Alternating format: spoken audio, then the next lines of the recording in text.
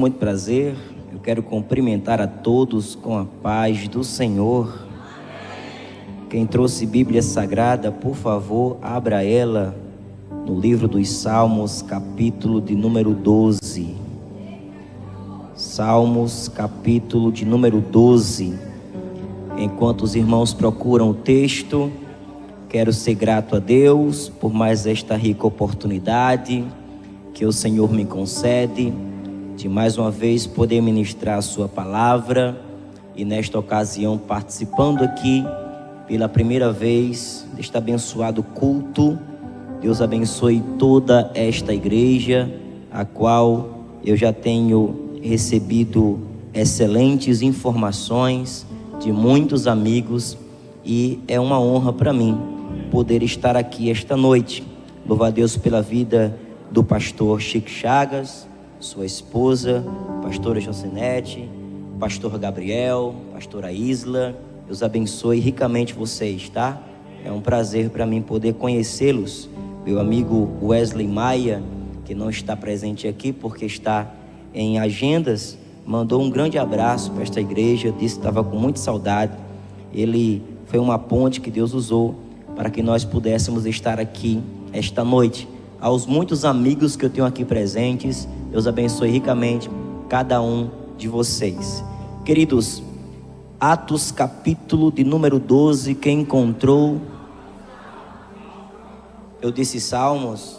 Perdão, é Atos. Espera aí que eu vou agradecer de novo para vocês acharem.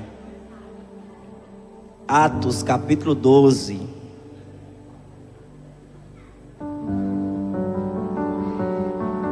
Deu certo agora? Meu Deus. Tô sem minha esposa aqui, aí as bolas ficam girando, entendeu? Contrário. Atos 12, versículo 1, diz assim a palavra do Senhor. Ora, naquele tempo o rei Herodes estendeu suas mãos para maltratar alguns da igreja, e matou Tiago, irmão de João, à espada. E ele, vendo que isso agradara aos judeus, prosseguiu, mandando prender também a Pedro. E eram os dias dos pães asmos. E havendo-o prendido, ele o colocou na prisão, entregando a 4 grupos de 4 soldados para que o guardassem, querendo apresentá-lo ao povo depois da Páscoa. Pedro, porém, era guardado na prisão, mas a igreja fazia contínua oração por ele a Deus. E quando Herodes estava para fazê-lo comparecer, nessa mesma noite Pedro estava dormindo entre 2 soldados, preso com 2 correntes, e os guardas diante da porta guardavam a prisão. E eis que o anjo do Senhor veio sobre ele e resplandeceu uma luz na prisão. E tocando a Pedro no lado, despertou, dizendo: levanta-te depressa. E caíram-lhe das mãos as suas correntes. E disse-lhe o anjo: cinge-te e ata as tuas sandálias. E ele assim o fez. E disse-lhe mais: lança a tua veste sobre ti e segue-me. E ele, saindo, o seguia, e não sabia que era real o que estava sendo feito pelo anjo, mas ele achava que estava vendo alguma visão. E quando passaram a primeira e a segunda guarda, chegaram ao portão de ferro que dá para a cidade, o qual se lhe abriu por si mesmo. Saíram e percorreram uma rua, e imediatamente o anjo se apartou dele. E Pedro, tendo voltado a si, disse: agora verdadeiramente eu sei que o Senhor enviou o seu anjo e me livrou da mão de Herodes e de toda a expectativa do povo dos judeus. E ele, considerando isso, foi à casa de Maria, mãe de João, cujo sobrenome era Marcos, onde muitos estavam reunidos e oravam. Feche seus olhos, coloque a mão sobre o seu coração, fala comigo bem forte: Senhor Deus, fala comigo mais uma vez, em nome de Jesus. Só quem crê que Jesus vai falar diz amém. A sua atenção, por favor. Atos, como o livro já diz, narra as ações da igreja plantada por Jesus Cristo aqui na terra, por intermédio do poder do Espírito Santo. Nós bem sabemos que no capítulo 1 de Atos, Jesus tem o seu último encontro corpóreo, físico, com os seus discípulos no monte. E antes de ser assunto aos céus, ele recomenda algumas coisas. Entre estas coisas, Jesus diz: ficai, pois, em Jerusalém, até que do alto vocês sejam revestidos de poder. E então vocês vão ser minhas testemunhas, tanto em Jerusalém, como na Judéia, em Samaria e até os confins da terra. Atos capítulo 2, em obediência à ordem de Cristo, os discípulos estão em Jerusalém, reunidos no mesmo lugar. E a Bíblia vai nos contar que, cumprindo-se o dia de Pentecostes, no lugar onde eles estavam reunidos, eles começaram a ouvir um som como de um vento veemente e impetuoso, que começou a encher toda a casa onde eles estavam reunidos. E eles então passaram a ver línguas repartidas como que de fogo, pousando sobre a cabeça de cada um deles. E logo eles foram cheios do Espírito Santo e começaram a falar em outras línguas, conforme o Espírito Santo lhes concedia que falassem. Cheios do Espírito Santo, começaram a fazer barulho, porque uma igreja cheia do Espírito Santo, ela é sim uma igreja barulhenta, mas não é um barulho que traz desordem e caos, é um barulho que traz ordem e edificação. A Bíblia nos conta em Atos 2 ainda que na cidade de Jerusalém, por intermédio da festa de Pentecostes, várias pessoas estavam lá, de várias nações, e ouvindo o barulho dos discípulos cheios de Deus, movidos pela curiosidade, se aproximaram para tentar entender o que de fato estava acontecendo. Vendo os discípulos assim, alguns julgaram: estes devem estar embriagados. Aí Pedro toma para si a palavra, se levanta e diz: varões galileus, estes homens não estão embriagados como alguns de vocês pensam, mas é porque hoje se cumpriu o que foi dito pelo profeta Joel. Ele disse que nos últimos dias Deus derramaria do seu espírito sobre toda a carne. Os vossos filhos e vossas filhas profetizarão, os vossos velhos terão sonhos e os jovens terão visões, e sobre os servos Deus derramará do seu Santo Espírito. Pedro começa a pregar o Evangelho, e a Bíblia nos diz que ao final daquela pregação, quase 3.000 pessoas levantam as mãos para o céu e dizem: nós também queremos esse Jesus como nosso Salvador. A igreja começou a se multiplicar na terra. Atos capítulo 3 vai nos dizer que na hora da oração, a hora nona, Pedro e João seguiam rumo ao templo para orar, e passando pela porta formosa, encontram lá um homem aleijado, que todo dia era posto à porta para pedir esmolas a quem entrava ou saía do templo. Vendo Pedro e João se aproximar, ele estende a mão, esperando, sei lá, receber prata ou ouro. Pedro para e diz: varão, olha para nós. Aquele homem olha para Pedro, e Pedro vai de imediato frustrar a expectativa dele, dizendo: nós não temos prata e também não temos ouro. Nós não temos aquilo que você espera que tenhamos para você. Isso aqui é uma lei para a sua vida. Nem sempre as pessoas vão ter aquilo que você espera que elas tenham para te dar. Mas Pedro diz: mas o que temos, isto te damos. Em nome de Jesus Cristo, levanta e anda. O que eu tenho não é o que você quer, é algo maior do que aquilo que você quer. O que eu tenho não é o que você espera, é algo que vai superar a sua expectativa. Deus tem algo para você que vai além daquilo que você está pedindo ou esperando que Ele faça acontecer. A Bíblia diz que aquele homem dá um pulo, fica em pé, entra no templo glorificando a Deus. As pessoas vendo ele questionam: ué, este aí não é aquele aleijado da porta formosa? Alguns dizem: parece que é ele.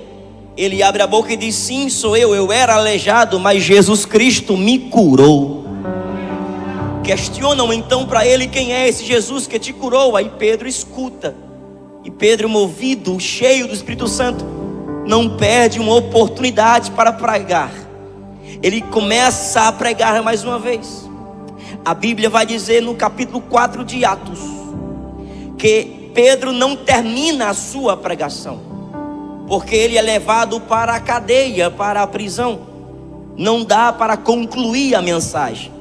Mas mesmo sem Pedro ter terminado o seu sermão, a Bíblia diz que agora não são só 3.000, mas quase 5.000 pessoas levantam as mãos para o céu e dizem: nós também queremos esse Jesus como nosso Salvador.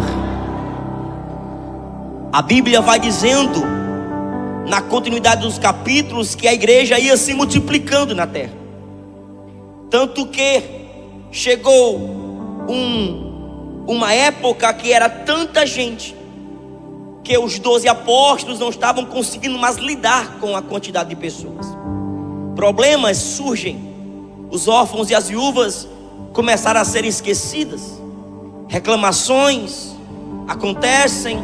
Pedro reúne uma assembleia em Atos capítulo 6 e diz: nós, apóstolos, perseveraremos na oração e na doutrina, mas para que os órfãos e as viúvas não sejam desprezados nas suas necessidades, vamos levantar homens que sejam cheios do Espírito Santo, para servir como diáconos e atender às necessidades deles. Pedro diz algo interessante aqui. Uma igreja cheia do Espírito Santo, para alguém ter cargo nela, precisa também ser cheio do Espírito Santo. O requisito básico é isso.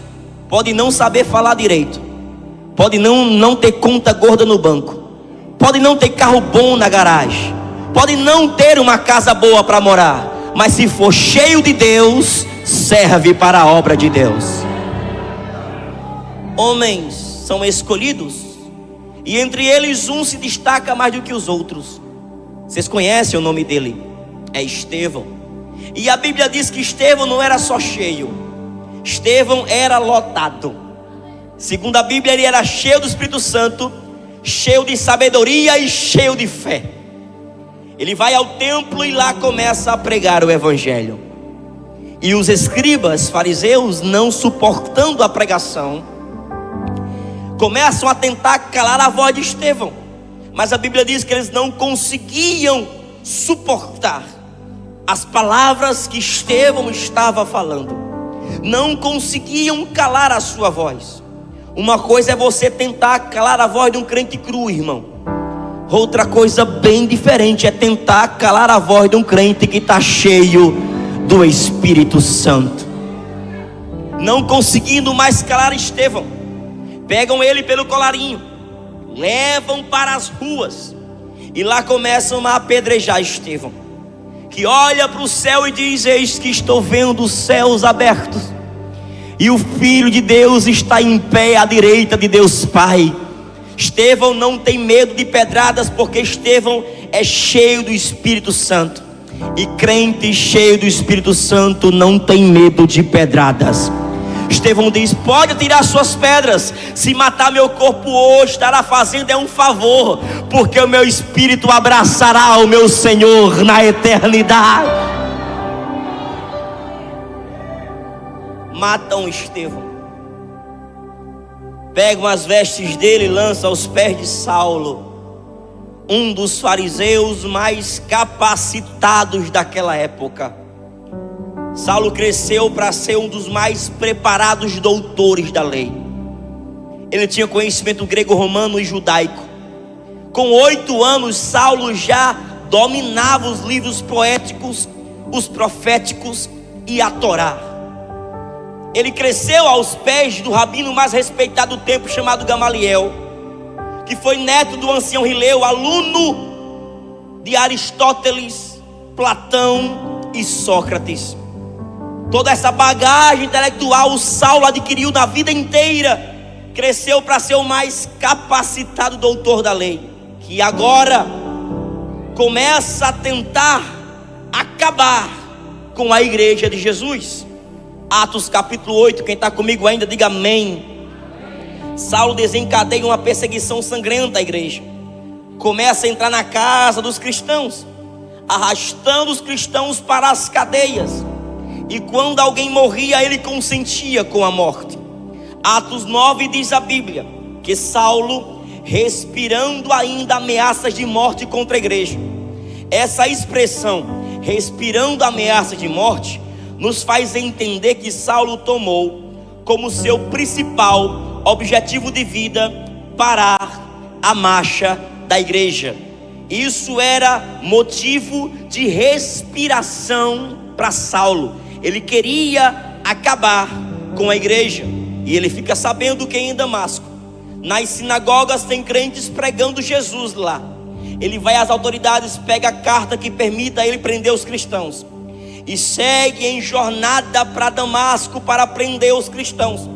Mas quem é bom de Bíblia sabe que Atos capítulo 9 também é o capítulo da conversão de Saulo de Tarso.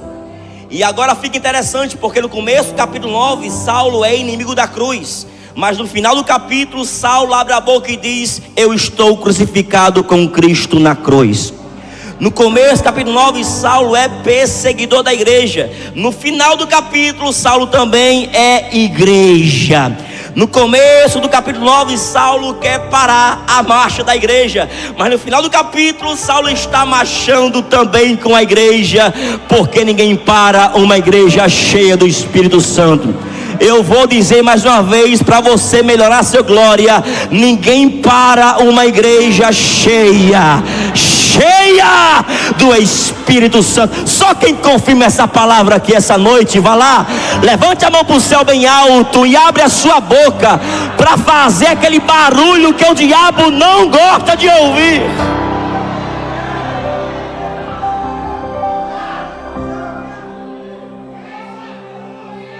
Saulo não apenas se converte, mas ele se torna o maior missionário da igreja. Abaixo de Jesus, ninguém foi tão grande como Saulo. Escrevendo na carta aos Gálatas, ele vai dizer: este evangelho do reino debaixo do céu eu preguei em todo lugar. Ele foi quem escreveu a maior parte do Novo Testamento. Mas como alguém que é o maior perseguidor se transforma no maior propagador deste evangelho? A que se deu essa radical transformação? A explicação para isso está no versículo 4, capítulo 9 de Atos, que diz: e Saulo caiu. Fala comigo bem alto: Saulo caiu.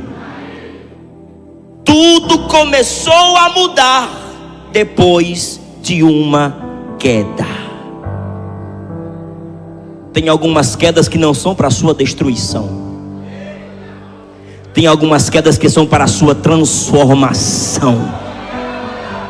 Porque tem gente que só muda depois que cai. Quem foi que derrubou Saulo?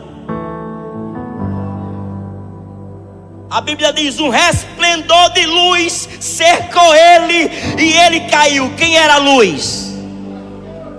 Quem era a luz? Então quem derrubou Saulo? Jesus derruba, irmão? Derruba e sabe derrubar. Mas a diferença entre Jesus para o diabo é que quando o diabo derruba você é para matar, mas quando Jesus derruba é para levantar uma nova criatura em Deus.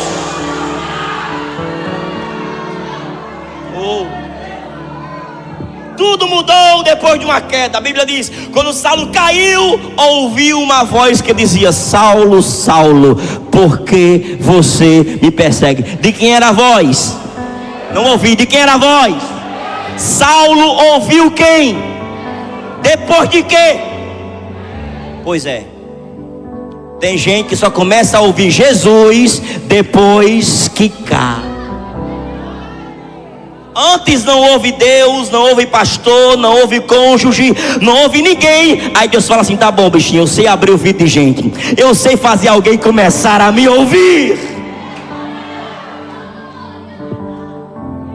Saulo abre a boca e diz: quem é, Senhor? E a voz disse: eu sou Jesus a quem você persegue. Saulo, dura coisa é para ti recalcitrar contra os arguilhões. Eu vou explicar para você essa expressão. Essa expressão, recalcitrar contra arguilhão, é literalmente alguém tentando amansar um touro indomável. Um arguilhão era uma ferramenta pontiaguda que o domador usava para amansar o touro. Quando o touro estava desgovernado, o domador ia lá e com o arguilhão ficava furando, espetando, ferindo o touro para ele ser amansado. Jesus está dizendo: Saulo, tu é um touro tão desgovernado que nem um arguilhão furando você consegue te amansar. Esta mesma pessoa que Jesus disse isso, no versículo seguinte abriu a boca e disse: o que o Senhor quer que eu faça?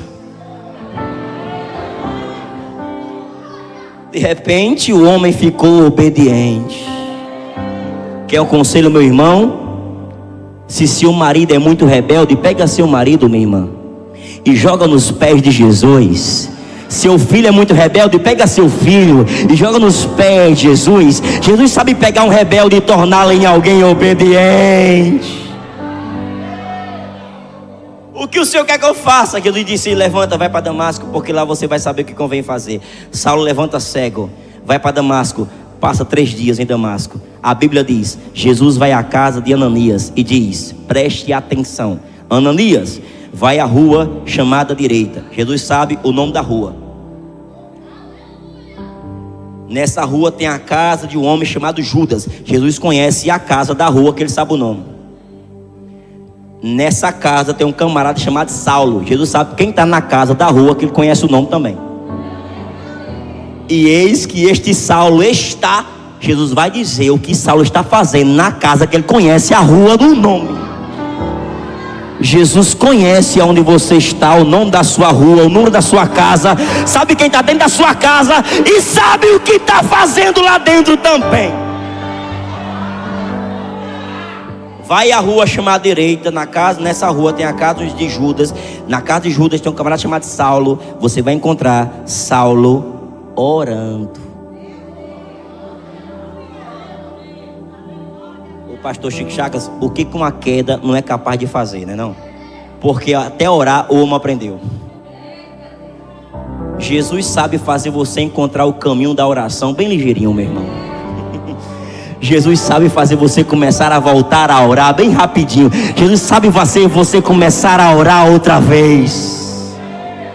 Eu lembro que um dia eu fui pregar num congresso de jovens e aí a juventude era abençoada. Sabe aquele povo, igual aqui, meu irmão, pegava na chave, a igreja avivada, aquele poder, eu pulando no meio do jovem, animado que só. Terminou o congresso, eu fui falar com a liderança, parabenizar eles. Meus parabéns, líderes, que jovens abençoados vocês têm. Deu vontade de eu morar aqui dentro do congresso. O líder falou assim: Amizadai, há 1 ano atrás estes jovens eram todos dispersos e descompromissados com a igreja. E eu disse: o que foi que você fez, homem? Me ensina aí para ensinar para o povo também. Ele disse: eu comecei a orar para Deus botar tudo na prova.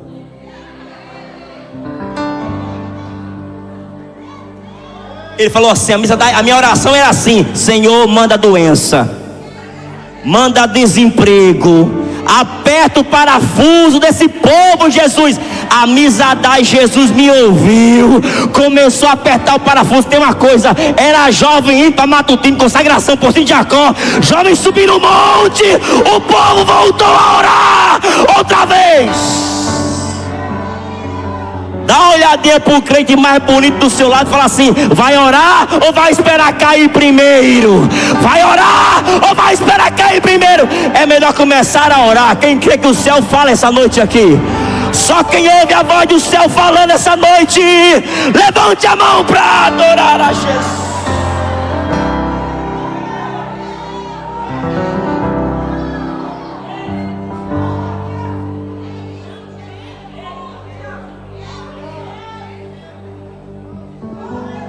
Glórias.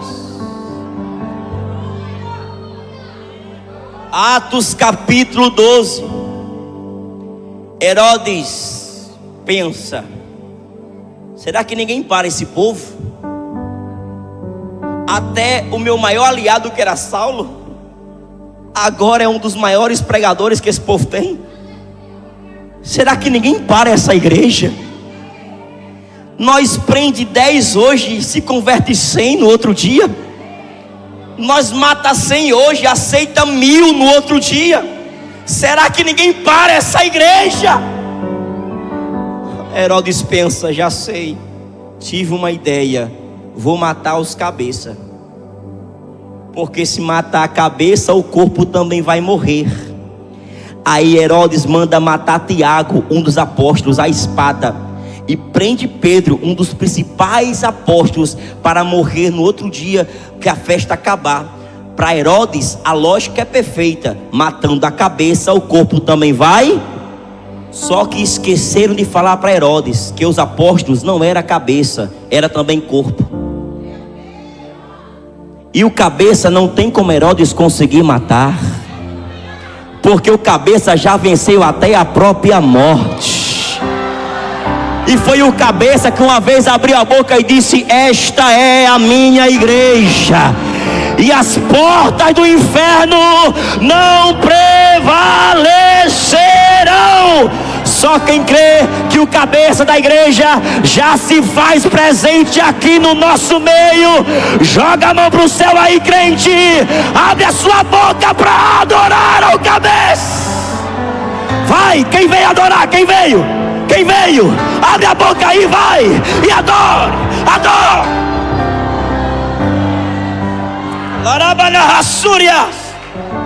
Estou sentindo Jesus na casa aqui hoje.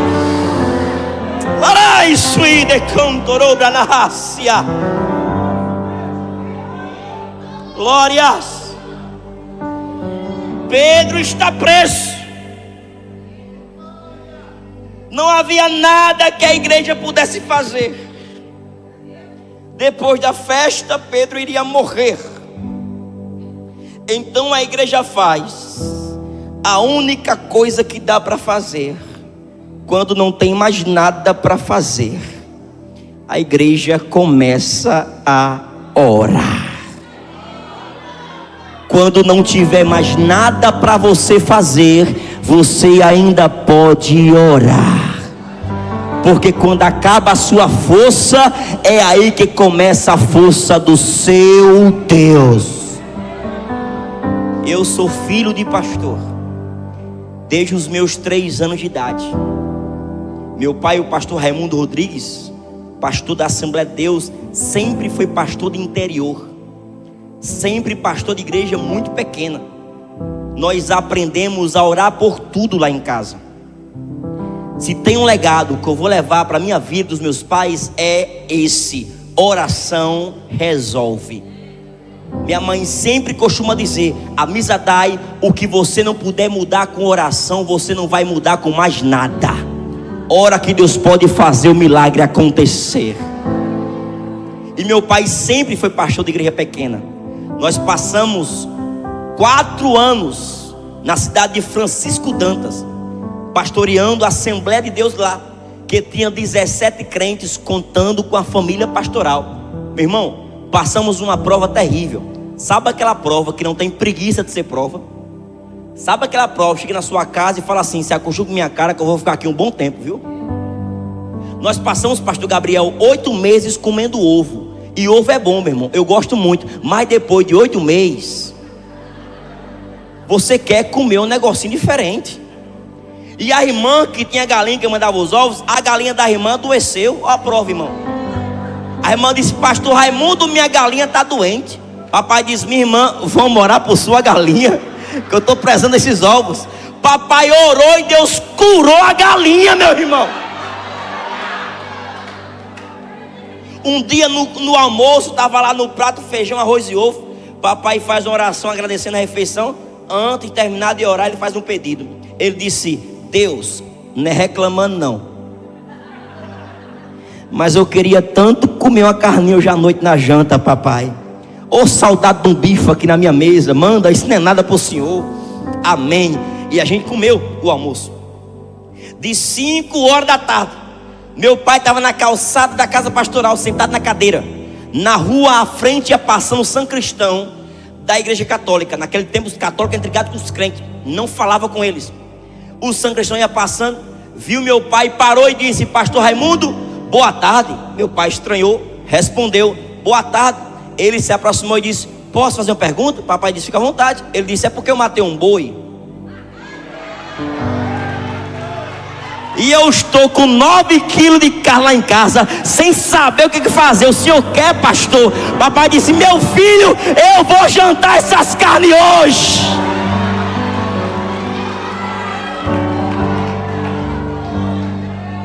Um dia minha mãe estava na cozinha fazendo o almoço, meu pai na sala. Minha mãe gritou da cozinha: amor, faltou gás.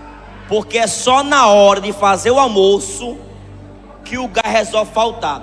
Meu pai gritou da sala: deita o bujão, Glorinha. Porque pobre que se preze sabe que deitando o bujão vai render o gás. Quem nunca deitou bujão, não botou prego em sandália, nem escovou o dente com sal nem com joá, não sabe o que é passar necessidade, irmão. Tudo isso já desenrolamos lá em casa.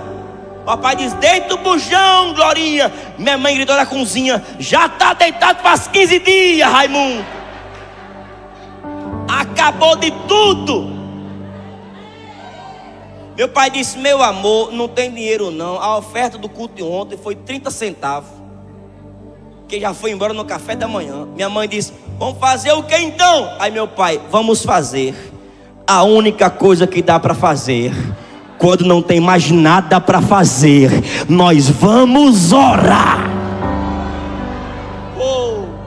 Meu pai disse: chama os meninos aí, Glorinha. A menina dava o mais velho, Joabo, caçula e eu. Papai disse: fique em volta do bujão, meninada. Imponha as mãos sobre o bujão. E a gente ficou assim.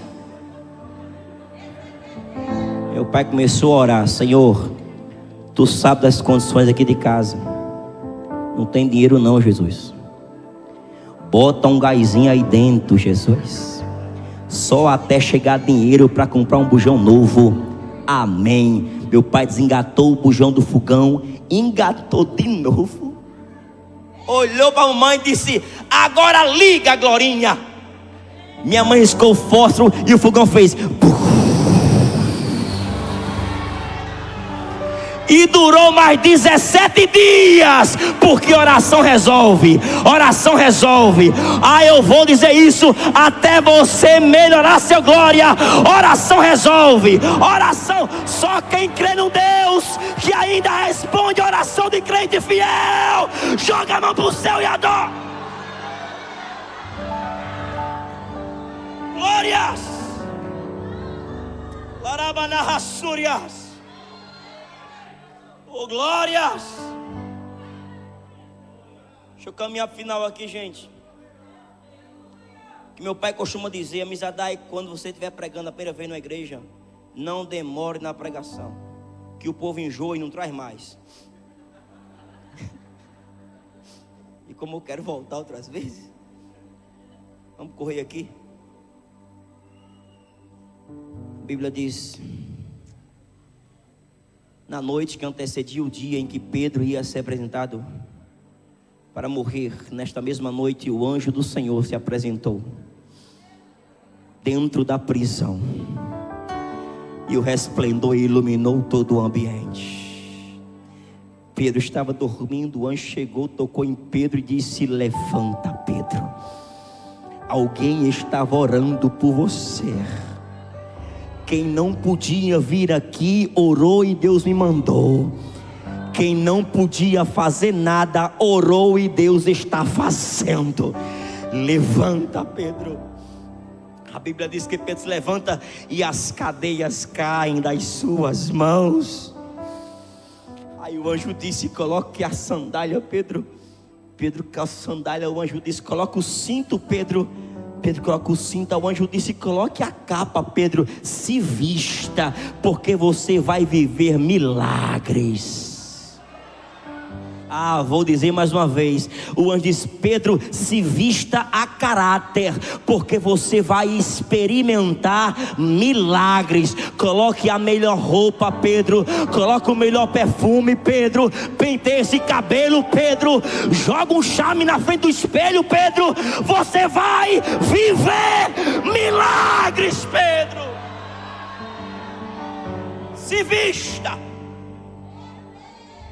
e me segue, Pedro. Pedro poderia dizer: seu anjo, deixa eu dizer uma coisa para o senhor aqui. Não sei se o senhor percebeu, mas isso aqui é uma cadeia. Seguir para onde? Se Pedro falasse isso, o anjo dizia: ô Pedro, só me siga. Pedro, seu anjo, é porque isso aqui é uma penitenciária. Tá tudo trancado e não tem a chave. Vamos para onde? Aí o anjo: ô Pedrão, só me siga, bebê. A Bíblia diz que Pedro está seguindo o anjo, e o que tinha de porta fechada ia tratando de se abrir. Sabe qual é o segredo da porta aberta? É só andar atrás daquele que tem a chave de Davi, que quando abre ninguém consegue fechar. Só quem recebe palavra profética essa noite, levante a mão que eu vou liberar uma palavra para o teu coração. Antes que esse ano acabe, Deus vai abrir as portas para você. Só quem pega essa palavra, vou repetir mais uma vez: antes que este ano acabe, a provisão chegará para você. Vai ter porta aberta. Quem pega? Quem pega? Quem pega? Quem pega? Quem pega? É Deus! Glórias! Ele está aqui seguindo o anjo. Primeira, segunda, chega na porta de ferro. Aí Pedro pensa: quero ver abrir agora. Quero ver abrir agora. É porta de ferro. Porta de ferro. Como é que abre porta de ferro sem chave? Se você fizer pantinho para trás e for com todo o corpo para a porta de ferro, quem se quebra é o seu corpo. Não tem como abrir porta de ferro sem chave. Como é que abre porta de ferro?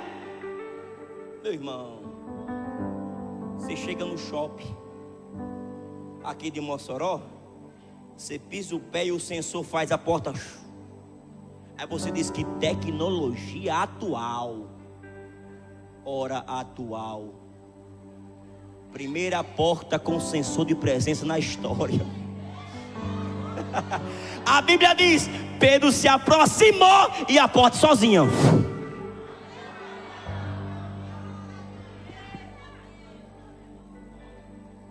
Quero fazer uma pergunta para você aqui. A porta se abriu, sim ou não? Pedro precisou forçar a fechadura? Por que não? Porque quando Jesus está na frente, não vai precisar forçar nada. 3 pessoas entenderam, vou melhorar aqui. Se Jesus está na frente, não vai precisar forçar a fechadura. Deus fala para alguém essa noite: se está forçando muito, é porque não tem Deus na frente. Mas se Deus está na frente, fica tranquilo, não vai precisar forçar. No tempo certo, quem vai abrir a porta para você é Deus. É Deus, é Deus, é Deus. Só quem crê nessa palavra, irmão, levanta a mão para o céu aí, vai, e abre a boca para adorar esse Deus que há.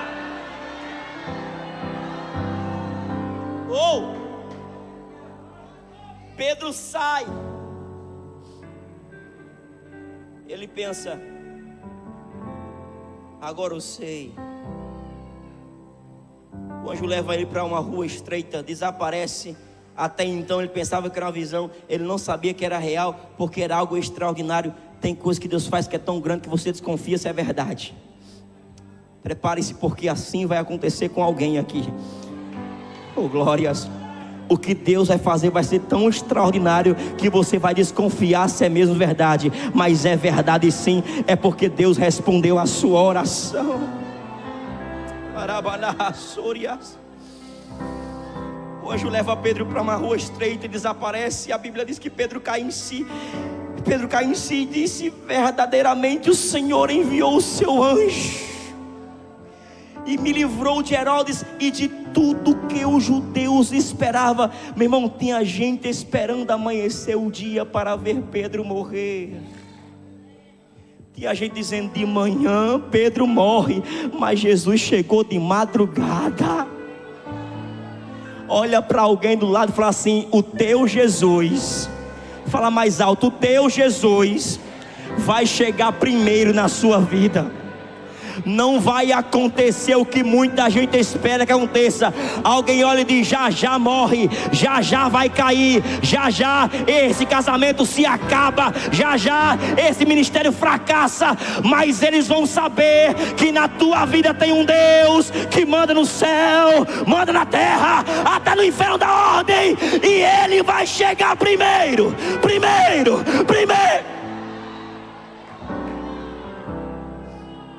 Jesus enviou seu anjo e me livrou da mão de Herodes, de tudo que os deuses esperavam. Considerando ele isso, a Bíblia diz: foi para a casa de Maria, onde muitos irmãos estavam orando. Estou encerrando.